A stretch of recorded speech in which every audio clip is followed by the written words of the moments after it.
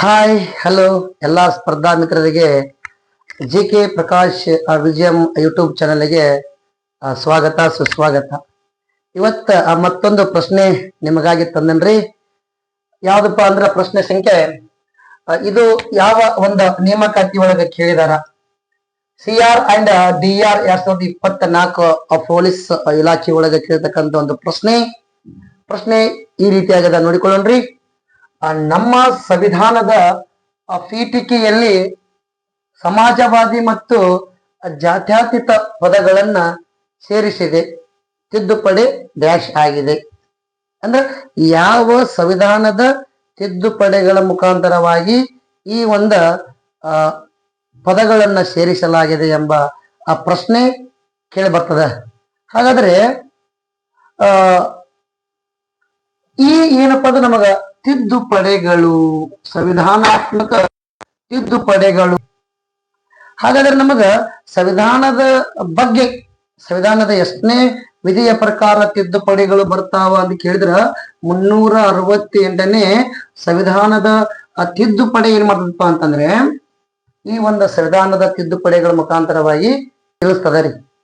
368ನೇ ವಿಧಿ ನೆನಪಿರ್ಬೇಕ್ರಿ. ಸಂವಿಧಾನದ ಯಾವ ಯಾವ ವಿಧಿಯ ತಿಳಿಸ್ತದಪ್ಪ ಅಂತಂದ್ರೆ 368ನೇ ವಿಧಿ.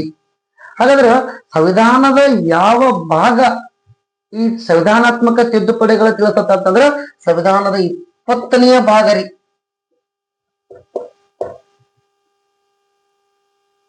ಹಾಗಾದ್ರೆ ಈ ಸಂವಿಧಾನದ ತಿದ್ದುಪಡಿ ಯಾವ ದೇಶದಿಂದ ನಾವು ಎರವಲು ಪಡೆದುಕೊಳ್ಳಲಾಗಿದೆ ಅಂದ್ರೆ ನಮಗ ದಕ್ಷಿಣ ಆಫ್ರಿಕಾ ದೇಶದಿಂದ ಈ ಏನಪ್ಪಾ ಅಂದ್ರ ಸಂವಿಧಾನಾತ್ಮಕ ತಿದ್ದುಪಡಿ ಅಂಶಗಳನ್ನ ತೆಗೆದುಕೊಳ್ಳಲಾಗಿದೆ. ಹಾಗಾಗಿ ಹಿಂಗ್ ಬರ್ರಿ, ಇದ್ರ ಬಗ್ಗೆ ಸ್ವಲ್ಪ ಗೊತ್ತಾದ್ರೆ ನಮಗ.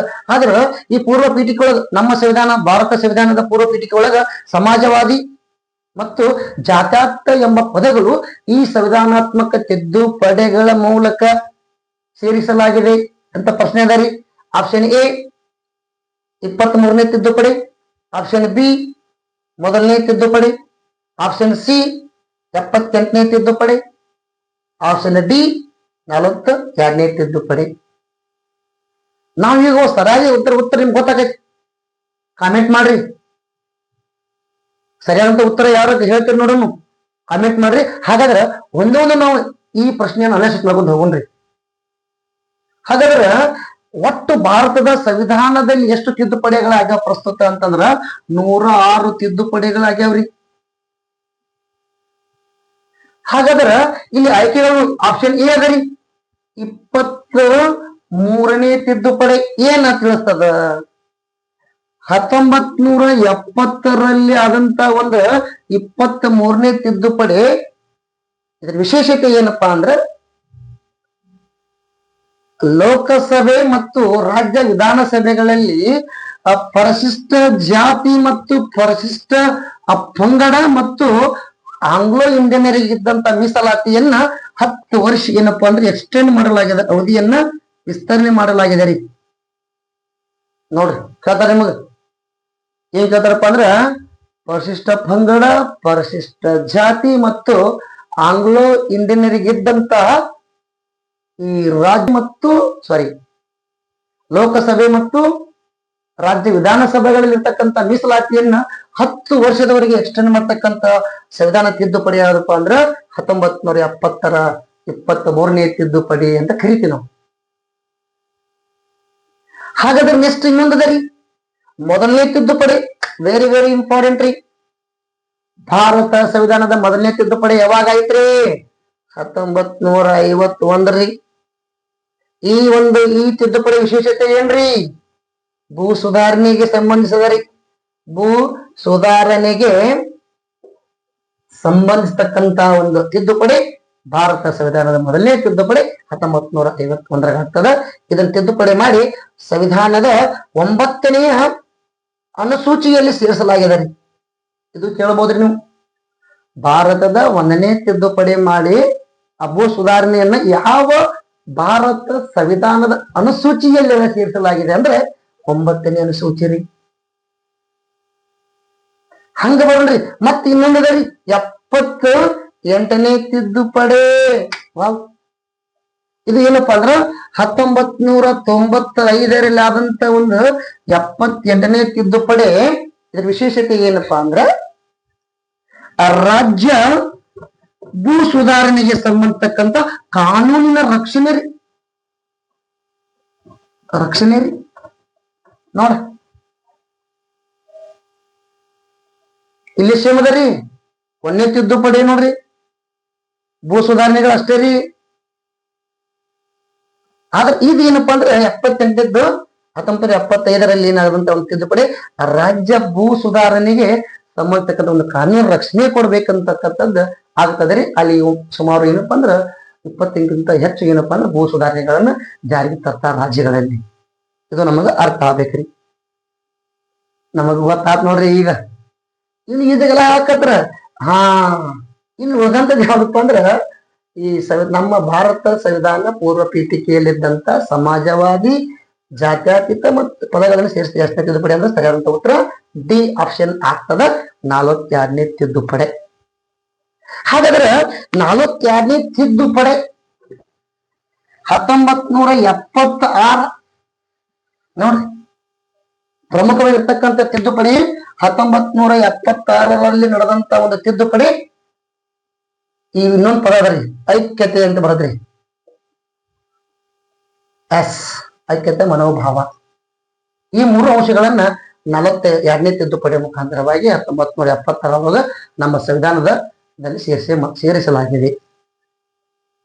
ಹಾಗಾದ್ರೆ ಈ 42ನೇ ತಿದ್ದುಪಡಿಯನ್ನ ಮಿನಿ ಸಂವಿಧಾನ,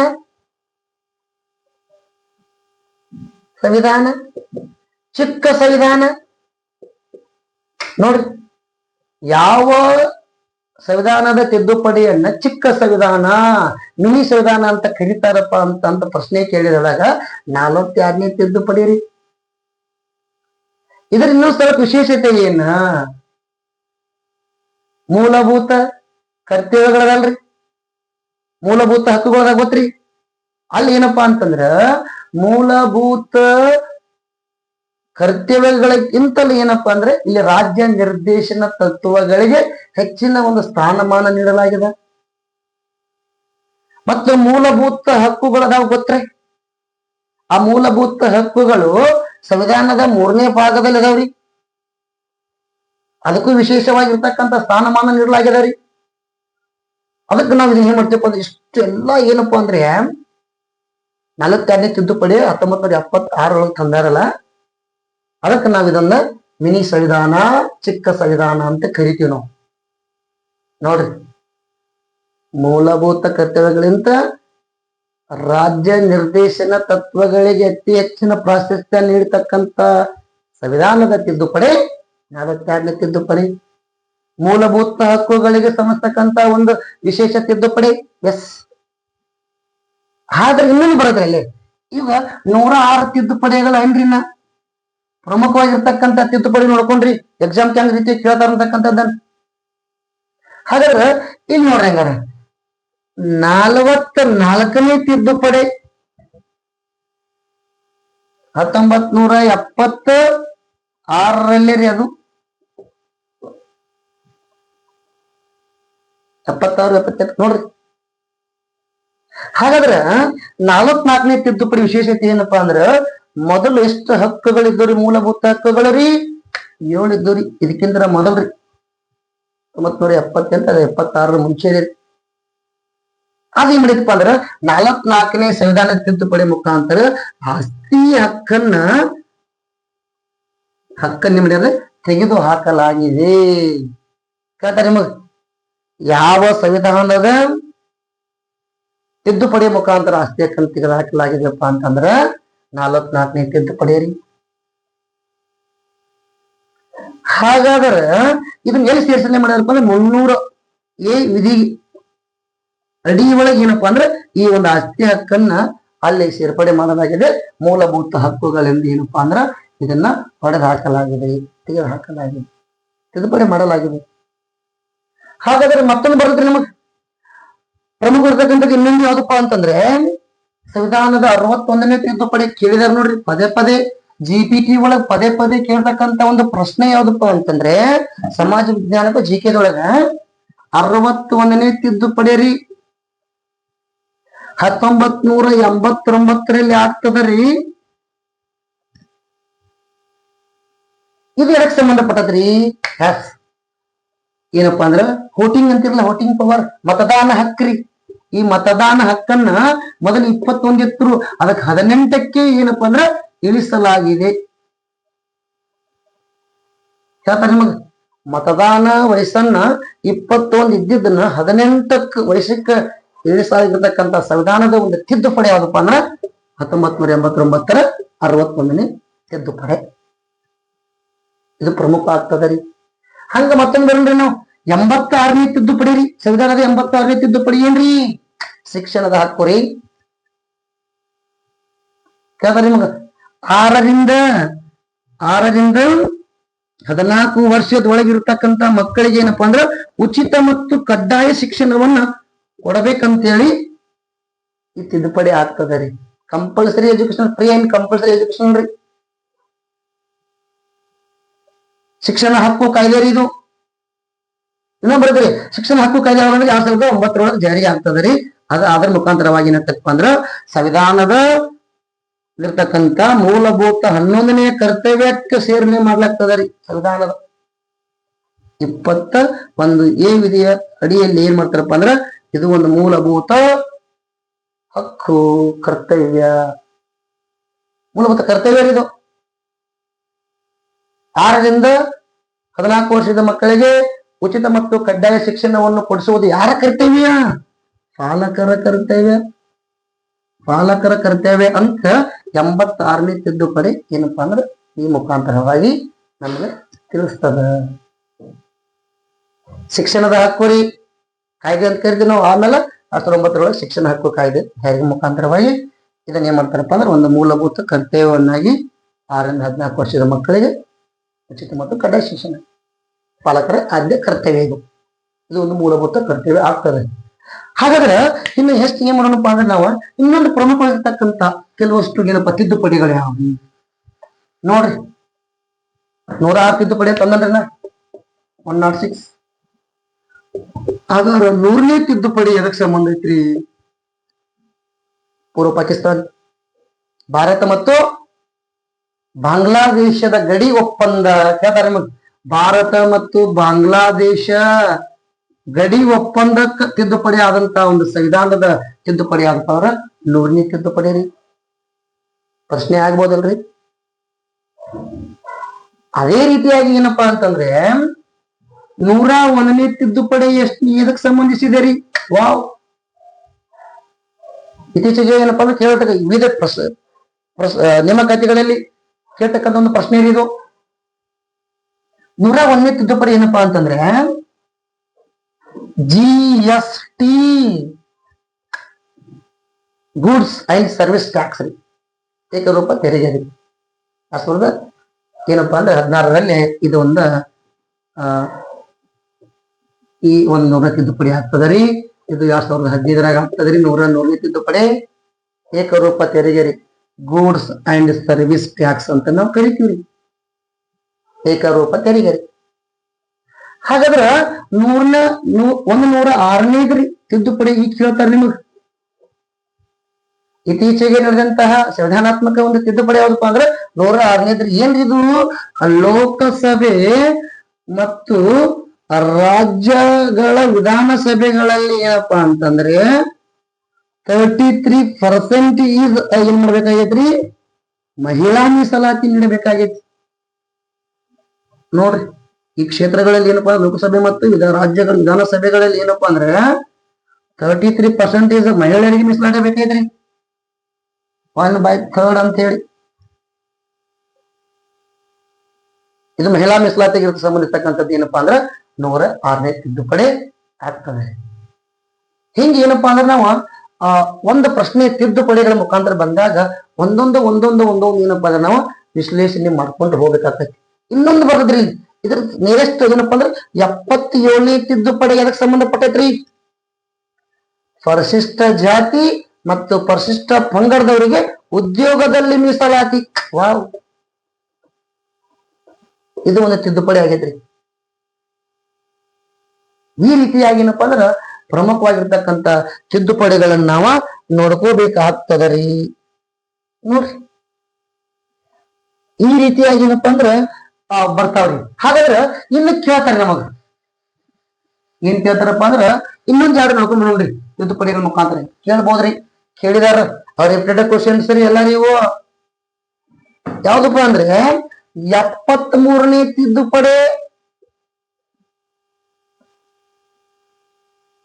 ಇನ್ನೊಂದು 74ನೇ ತಿದ್ದುಪಡಿ. ಹಾಗಾದ್ರೆ 73ನೇ ತಿದ್ದುಪಡಿ ಏನಪ್ಪಾ ಅಂದ್ರ ಇದು ಪಂಚಾಯತ್ ರಾಜ್ಯಗಳಿಗೆ ಸಂಬಂಧಿಸಿದ್ರಿ. ಪಂಚಾಯತ್ಗಳಿಗೆ ಸಂಬಂಧಿಸಿದ್ರಿ, ಪಂಚಾಯತ್ ರಾಜ್ಯಗಳಿಗೆ ರೀ. ಯಾಕಂದ್ರೆ ನಿಮಗೆ ಪಂಚಾಯತ್ ರಾಜ್ಯಗಳ ವ್ಯವಸ್ಥೆ ಬಗ್ಗೆ ಏನಪ್ಪಾ ಅಂದ್ರ ಯಾವ ಸಂವಿಧಾನ ತಿದ್ದುಪಡಿ ಮುಖಾಂತರ ಬಗ್ಗೆ ಅವಕಾಶ ಕಲ್ಪಿಸಲಾಗಿದೆ ಅಂದ್ರೆ 73ನೇ ತಿದ್ದುಪಡಿ ರೀ. ಇನ್ನು 74ನೇ ತಿದ್ದುಪಡಿ ಏನ್ರಿ? ಮುನ್ಸಿಪಾಲಿಟಿ ರೀ. ಪಾರ್ಟಿಗಳಿಗೆ ಏನಪ್ಪಾ ಅಂದ್ರೆ ಸಂಸ್ಥೆಗಳಿಗೆ ವಿಶೇಷ ಸ್ಥಾನಮಾನವನ್ನು ಕಲ್ಪಿಸಲಾಗಿರ್ತಕ್ಕಂಥ ಸಂವಿಧಾನದ ವಿಧಿ ಯಾವ್ದು, ತಿದ್ದುಪಡಿ ಯಾವ್ದಪ್ಪ ಅಂತಂದ್ರ 74ನೇ ತಿದ್ದುಪಡಿ ರೀ. ಈ ರೀತಿಯಾಗಿ ತಿದ್ದುಪಡಿ ಬರ್ತಾರ. ಕೇಳ್ತಾರೆ ನಿಮಗ್ ಸಂವಿಧಾನದ ತಿದ್ದುಪಡಿಯನ್ನ, ನಮ್ಮ ಭಾರತ ಸಂವಿಧಾನ ತಿದ್ದುಪಡಿಯನ್ನ ಯಾವ ದೇಶ ರೀ? ಸೌತ್ ಆಫ್ರಿಕಾ, ದಕ್ಷಿಣ ಆಫ್ರಿಕಾ ರೀ. ಎಷ್ಟನೇ ವಿಧಿ ತಿಳಿಸ್ತದ್ರಿ? 368ನೇ ವಿಧಿ ರೀ. ಎಷ್ಟಾಗ್ಯಾವ್ರಿ ಟೋಟಲ್? 106 ತಿದ್ದುಪಡಿಗಳಾಗ್ಯಾವ್ರಿ. ಈ ರೀತಿಯಾಗಿರ್ತಕ್ಕಂಥದ್ದು ಏನಪ್ಪಾ ಅಂದ್ರೆ ಅದಕ್ಕೆ ನಾವು ಇದು ಸರಿಯಾದಂತ ಉತ್ತರ ಯಾವ್ದಪ್ಪ ಅಂದ್ರೆ ಈ ಒಂದು ಪ್ರಶ್ನೆಗೆ 42ನೇ ತಿದ್ದುಪಡಿ, ಮಿನಿ ಸಂವಿಧಾನ, ಚಿಕ್ಕ ಸಂವಿಧಾನ, ಚೊಕ್ಕ ಸಂವಿಧಾನ ಅನ್ಕೋಬೋದ್ರಿ. ನಾವು ಸಂವಿಧಾನದ ಬಗ್ಗೆ ಬಹಳ ಈಜಿ ರೀ. ಸಂವಿಧಾನ ಮತ್ತು ಅರ್ಥಶಾಸ್ತ್ರದಾಗ ಏನಪ್ಪಾ ಅಂದ್ರೆ ಲಿಮಿಟೆಡ್ ಚಾಪ್ಟರ್ ಇರ್ತಾವ್ರಿ. ಕರೆಕ್ಟ್ ಓದುದ್ರಿ. ಎಲ್ಲಾ ತಿದ್ದುಪಡಿ ನೋಡ್ಕೊಂಗಿಲ್ಲ. ವಿಶೇಷವಾಗಿರ್ತಕ್ಕಂಥ ತಿದ್ದುಪಡಿಗಳು ಯಾವ ಅದಾವ ಅನ್ನೋದನ್ನ ಇದ್ರ ನಾವು ಸಂಕ್ಷಿಪ್ತವಾಗಿ ನಿಮಗೆ ವಿವರಣೆ ಕೊಟ್ಟಿದ್ದೇನೆ. ಹಾಗಾದ್ರೆ ಕೊನೆಯದಾಗಿ ಏನಪ್ಪಾ ಅಂದ್ರೆ ಇನ್ನು ಮತ್ತ ಏನು ಕೇಳಬಹುದು ತಿದ್ದುಪಡಿಗಳ ಮುಖಾಂತರ? ಇನ್ನ ತಿದ್ದುಪಡಿ ಮಸೂದೆಗಳು ಬರ್ತಾವ್ರಿ. 128 129 ಇರ್ಬೋದ್ರಿ. 128 ತಿದ್ದುಪಡಿ ಮಸೂದೆ. 106ನೇ ಎಷ್ಟನೇ ಮಸೂದೆ ಇದು? 128ನೇ ತಿದ್ದುಪಡಿ ಮಸೂದೆ, 106ನೇ ತಿದ್ದುಪಡಿ. ಹೀಗೆ ಪ್ರಶ್ನೆಗಳು ಬರ್ತಾವ್ರಿ. ಅದಕ್ಕ ಈ ತಿದ್ದುಪಡಿಗಳ ಮುಖಾಂತರ ಮತ್ತ ಯಾವ ದೇಶದಿಂದ ಯಾವ ದೇಶ ಏನಪ್ಪಾ ನಮ್ಮ ಭಾರತ ದೇಶ, ನಮ್ಮ ಸಂವಿಧಾನಕ್ಕೆ ಏನಪ್ಪಾ ಅಂದ್ರ ವಿಶೇಷ ಅಂಶಗಳನ್ನ ಎರವಲಾಗಿ ತೆಗೆದುಕೊಂಡಿವ್ರಿ ಅಂತಕ್ಕಂಥದ್ದನ್ನ ಮುಂದಿನ ಕ್ಲಾಸ್ಗಳೊಳಗೆ ನಾವು ಡಿಸ್ಕಸ್ ಮಾಡ್ಕೊಂಡು ಹೋಗೋಣ್ರಿ. ಈಗ ತಿದ್ದುಪಡಿಗಳ ಮುಖಾಂತರ ಆಗ್ತದ್ರಿ. ಇಲ್ಲಿವರೆಗೆ ಏನಪ್ಪಾ ಅಂದ್ರೆ ಈ ಒಂದು ವಿಡಿಯೋವನ್ನ ಆಲಿಸಿ ವೀಕ್ಷಣೆ ಮಾಡಿದ್ದಕ್ಕಾಗಿ ಈ GK ಪ್ರಕಾಶ್ ವಿಜಯಂ ಸ್ಟಡಿ ಸರ್ಕಲ್ಗೆ ವತಿಯಿಂದ ಏನಪ್ಪಾ ಅಂದ್ರೆ ತಮ್ಮೆಲ್ಲರಿಗೂ ಧನ್ಯವಾದಗಳನ್ನ ತಿಳಿಸ್ತೇವ್ರಿ. ದಯವಿಟ್ಟು ಏನಪ್ಪಾ ಅಂತಂದ್ರೆ ನೀವೆಲ್ಲರೂ ಸಬ್ಸ್ಕ್ರೈಬ್ ಆಗ್ರಿ, ಫಾಲೋ ಮಾಡ್ರಿ. ನಿಮ್ಮ ಸಜೆಷನ್ ನಮಗೆ ಏನಪ್ಪಾ ಅಂದ್ರೆ ಮುಂದಿನ ಒಂದು ಪ್ರೇರಣೆ ಆಗ್ತದೆ ಚೇಂಜ್ ಮಾಡೋದ್ರಿ. ಯಾವತ್ತು ನಮ್ದು ಏನಪ್ಪಾ ಅಂದ್ರೆ ನಿಮಗ ಸ್ಪರ್ಧಾತ್ಮಕ ಯುಗದೊಳಗ ಯಾವ್ಯಾವ ರೀತಿ ಪ್ರಶ್ನೆಗಳು ಬರ್ತಾವ, ಯಾವ ರೀತಿಯಾಗಿ ಅನಾಲಿಸಿಸ್ ಮಾಡಬೇಕು ಅಂತಕ್ಕಂಥ ನಿಮ್ಮಿಂದ ನಮಗ ಬಹಳ ಸಹಕಾರ ಆಗ್ತದ. ನೀವು ಪ್ರೋತ್ಸಾಹ ಮಾಡಬೇಕು. ಮತ್ತ ಮುಂದಿನ ಒಂದು ತರಗತಿ ಒಳಗ ಮತ್ತೆ ಭೇಟಿ ಆಗೋಣ. ನಮಸ್ಕಾರ, ಧನ್ಯವಾದಗಳು.